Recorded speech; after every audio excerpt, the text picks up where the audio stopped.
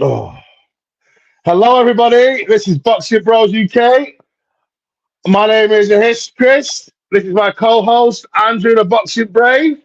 Today's Hi topic guys. is the post-fight review of Isaac Cruz versus Ray Israel or Ray Venezuela. I think I said that right. Mm, If I didn't, I'm very, very sorry. mm, yeah. Where do we begin? So, So I think, yeah, the pit bull got muzzled a little bit, shall we say? that's a good one. The pit bull got muzzled. Yeah, I think the he pit bull did. got muzzled. There's a headline there, isn't there? There's a head. Yeah. Where was his teeth, Chris? I mean, he tried to show teeth, but you've got look. This is the first thing I want to say. You've got to set stuff up with a jab. The guy's he was a world champion. It doesn't need me to tell him. They don't need me, just little old me, to tell him. Fucking establish your jab. Everything comes off of the jab. We know this in boxing. Just walking him down, just swinging in hooks. Oh, Yeah. Valenzuela clearly can box. Showed that. 5'10", got reach, slick. Got like just a bit bizarre performance in that respect. Very one-dimensional. I don't know. Where do you come in with it, Chris? Well, firstly, I'd like to say, hands up, got it completely wrong. Got it wrong. Prediction was wrong on this one. I think a lot of people got it wrong. Uh, I think Pitbull underestimated this guy a lot. And I just think that, like, he didn't, there was no jab. It wasn't slipping the shots. It was like, he was mm, standing there and he was letting Venezuela jab his head off. And he was standing like, well, if you're going to do that Mike Tyson peekaboo style, yeah, don't stand there with your hands up so you can't see while someone's touching you with a jab. If someone touches you with a jab, the next time they throw a jab, you slip it, step inside. He was standing there with his gloves up, let him hit him with the glove, and then he was backing up. Do you know, like, mm, because he kept thinking, oh, I know what I'll do. I'll do a lunging right hook to the head. Oh, yeah, that didn't land. I'll do another lunging right hook to the body. Oh, and that Venezuela kept blocking it, countering him, stepping around him. And like, if we doesn't know, like you say, you don't need us to say, but if it doesn't work the first 100 times you try that them lunging right hooks, do something else. Set up with a jab, yeah. or don't keep trying it over and over again so that he times you coming in. Like, it's just like Mm, really. I think it was he underestimated the guy. He thought he yeah. could knock him out and he was going to catch him in the end, and he had no plan B, and it's just like because he does do that Tyson style, but he wasn't really doing it then. That ain't Mike Tyson style. Stand there, take on the gloves, let the guy back you up, and then lunge in with a leaping hook to the head, no jab. Tyson used to jab. Tyson used to slip shots and step inside. Ah, He was just standing there, letting him hit yeah. you on the gloves, and then hitting him on the gloves. And then he Yeah. was countering you as he was Yeah. coming in. It was just terrible. And being backed up in a corner on the ropes at times as well. I was a little bit shocked. I was thinking, oh my God, what is going on here? But Yeah. we did say, in fairness to us, I remember in our preview video, we said, look, if Pitbull comes in a little bit complacent, is not maybe super up for it, because at this sort of level, at that level, you've got to be switched on, haven't you? You've got to have a solid game plan. You Yeah, for can't just be sure. relying on walking the guy down, winging in hooks. All right. Yeah. Look, he had a very good performance against Rolly Romero, who's a good fighter, which he won the title against. But I think maybe we were all sleeping a bit on Jose Valenzuela. Very good boxer, and he looked quite quietly confident. I remember sitting there watching it and thinking, in the dressing room, his interviews, he said, "Look, I've got a solid game plan. Me and my team have got a really good game plan. I'm going to go and execute." And I remember thinking, oh, maybe there is a little bit of an upset on the cards here. Yeah, That for sure. a bit, because I thought there was a little. It's easy for me to say now, but looking back, I thought, oh, he does seem quite. He was very calm in the dressing room. He knew exactly what he was going out there to do. Yeah. And fair play to Valenzuela. Excellent victory. And the thing I liked about Valenzuela, like, he did get clipped a few times, like some flush shots on the chin, on the head, to the body. Didn't deter him. Didn't start swinging it out. Carried on. Right, okay. He's caught me once. Carried on covering up. Carried on stepping around. He stuck to his game plan. He stayed disciplined. Even when he got caught, he didn't break his concentration. He thought, okay, got caught. Let's reset. Let's stick to the game plan because it's working. Carry on doing it. So when he did get caught, he took the shots well. And he was covering up. He was blocking. He was moving around. That's what you call a boxer versus a puncher. Like he boxed his head off with movement. And it showed a great engine, lateral movement, head movement, great jab, and he wasn't. He did get greedy, so he's like jabbing. If he landed the jab, he's following a right hook, throwing that lead uppercut sometimes, and he was timing Cruz because Cruz kept coming in like a fucking donut without moving his head or doing anything. Just kept walking in and just got he's on the chin uppercut. And he didn't. And the thing is, as well, he didn't keep throwing that lead uppercut as well. He didn't keep throwing it. See, if you keep doing the same thing, people time it and get used to it. But he just every now and again he'd throw it, and it'd be a surprise, and he was catching it with it every time. Yeah, you just want to touch on a couple of things you said. You know, like we always say that we box the fighter, fight the boxer, and I think it was a case of Valenzuela just executed his game plan very well, and Pitbull Cruz didn't execute his game plan very well, or started to go. I say he went against his game plan. This is what Pitbull Cruz's style is. I mean, this is this is what he does, and I think moving forward for him. Look, maybe he just needs to go and work on a few things that he'll come again. I think it's easy to write people off when they lose. Look, I'm sure he'll come again. But get back to the gym, work on a couple of things. Look, all he needs to do is establish some sort of jab, like just something to work off of. And then kind of start throwing in your power shots and your hooks and your uppercuts and you know, your counter shots and all the rest of it. But don't go in so one-dimensional against someone who's got ring IQ, knows how to box, and has got, you know, good reach advantages, and is stylistically maybe it was just all wrong for Pitbull Cruz. Maybe that's what happened.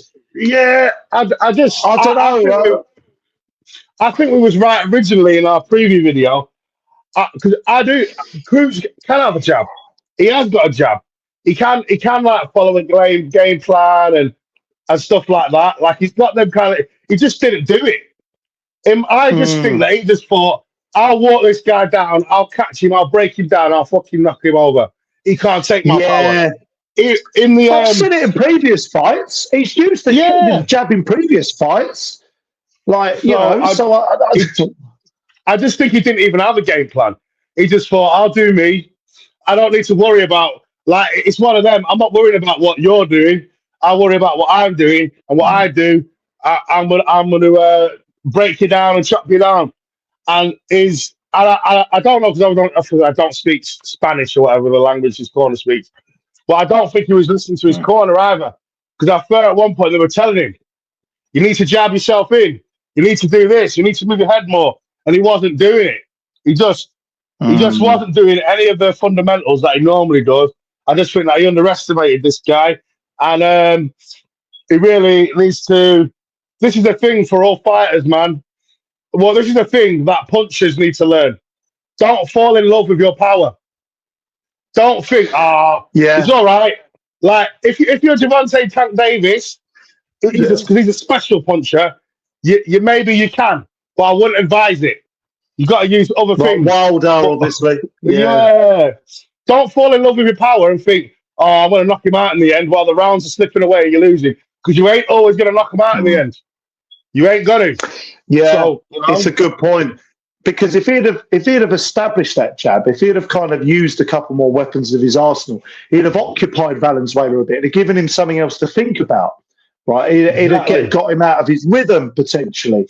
He'd have got him on his toes. Right? Then he can start throwing in some of those bigger shots. But when it was almost kind of Chisora-like. But when Chisora was doing that against Joyce, who just leads him with his chin, so you can do that.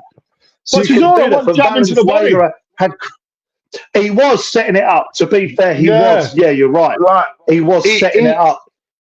But Cruz didn't at all the whole night. He just kept on like them lunging hooks.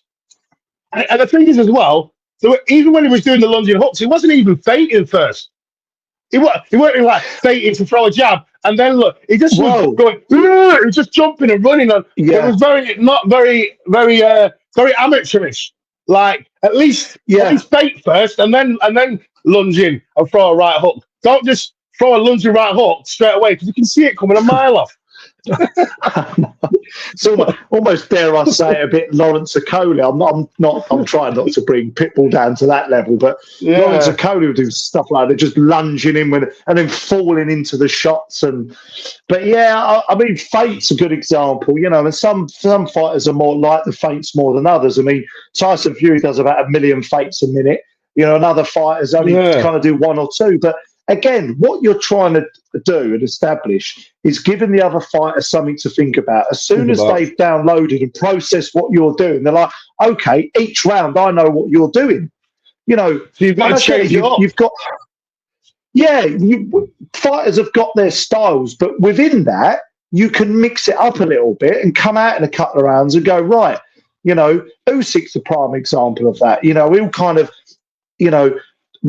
increase the momentum. He'll kind of show different angles. He'll show different shots. And it's just that IQ. It's just that ring IQ. And on the night, maybe that was, or it was just a little bit missing from Pitbull Cruz. And it was perhaps that was a big learning night for him because he's still what is he, 25, I think? 25, 24? Yeah, like Pitbull can come again. What he needs to do now, he needs to go away, have a couple confidence builders, and then get himself back in the mix. Maybe try or have a confidence booster, or I'd say have a confidence booster, and then try and rematch this kid again, and redeem himself and win. Yes, I believe Pitbull's a lot better than that. I do feel he has got the tools to make it more competitive or beat this kid. Yeah, like he just didn't use the things that he's got, and I think he should have a confidence builder and then try and rematch this kid again for sure. I think it's there, right? He had a lot of people, Chris, felt he was very, very close in that Tank fight, didn't they?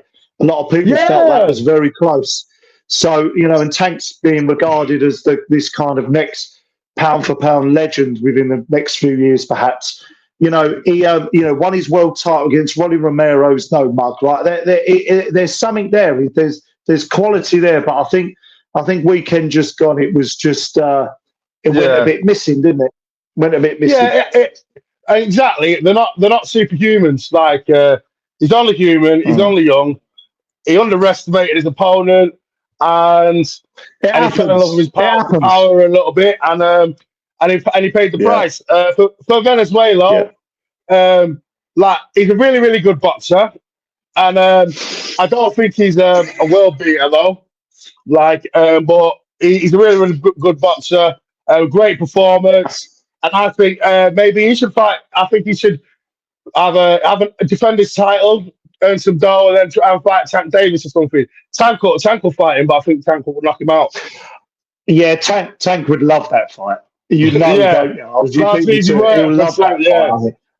I think he'll feel that it's another one of those. Look, it's a world title. Won a world title. Look, it's one of them. It's a good cherry pick. I don't mean that. Valenzuela's good, but for Tank and his team, they'll see it as another one along the way. Like, they'll see it as a cherry pick, definitely. But they can sell it as the world champion. He just beat Cruz, who gave me a good fight. Blah blah blah. It'll be one of them ones. So definitely, yeah. I think he'll probably get the Tank fight next. But if I was Venezuela, I'd have a warm up fight, or maybe rematch Cruz. And if you beat him again, you're ready for Tank. Like it's good. Cruz would be a good practice for Tank, or similar to Tank's style to defend the title against. We all want to see we all want to see Loma tank, don't we? Stuff like that. I don't think we're going to see Valenzuela versus Loma. That would be. I think that might be like you said. I think he's deserved now a couple of defenses, 2 or 3 defenses against opponents that he'll look good against, and then see where he gets the matchmaking goes from there. Yeah, for sure. Yeah, that's it. But yeah, so apart from that, it was a good fight. I think that's really it for that one. So, yeah. Oh no. Yeah, so everybody, this is Boxing Bros UK. Please like and subscribe. We'll catch you on the next one.